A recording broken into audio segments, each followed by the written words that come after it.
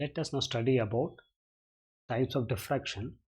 Basically, there are two important types of diffraction called as Fresnel diffraction and then Fraunhofer diffraction. Sometimes this is pronounced as Fresnel and sometimes some authors call it as Fresnel. Let us understand what is the difference between these two kinds of diffraction. The first difference is that in case of Fresnel diffraction, the source of light and the screen are at finite distance from the object, which will cause diffraction. While in case of Fraunhofer diffraction, the source of light and screen are at infinite distances from the object. Let us look at a diagram for it to understand better way. So what is shown here is the first half of the diagram, the case of Fresnel diffraction. The second part of the page contains a diagram which depicts Fraunhofer diffraction. As seen in the previous slide, in case of Fresnel diffraction, the distance between the source and the slit, the narrow opening here is called a slit.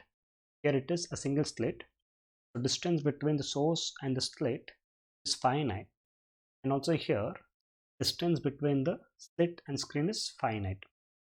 While in case of Fraunhofer diffraction, the distance between the source and slit is infinite, as seen by parallel light rays here. And also the distance between the slits and screen is again infinite.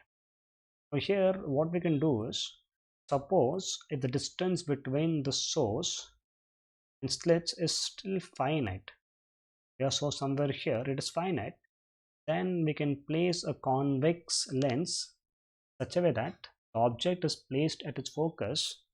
In that case, what we get would be the refracted rays from this source become parallel. So from the slit point of view, it behaves as if the source is at infinity. Again here, if we place a screen, light would diffract at this point.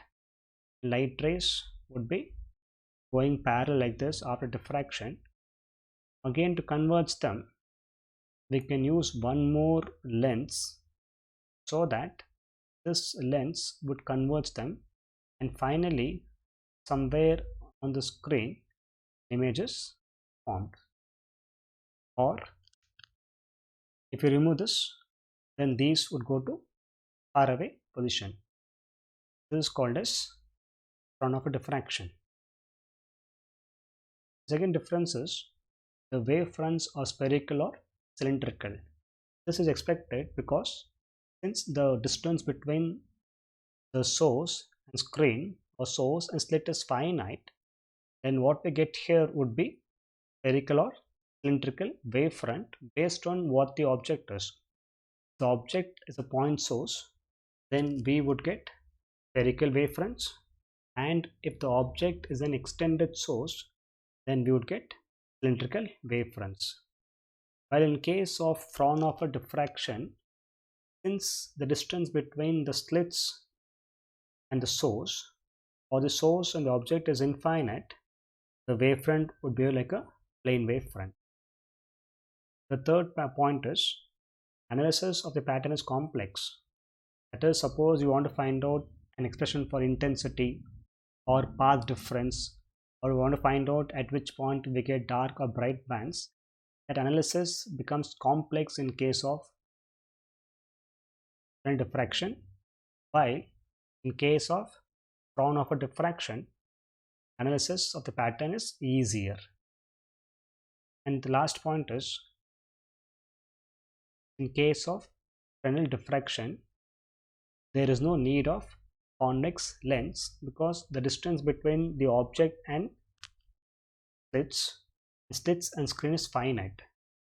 But in case of Fraunhofer diffraction, we may require one or two lenses based on where the object is placed. Suppose if you want to focus this also onto the screen, then we need one more lens. So here convex lens are required, while in case of Fresnel diffraction, convex lens is not required.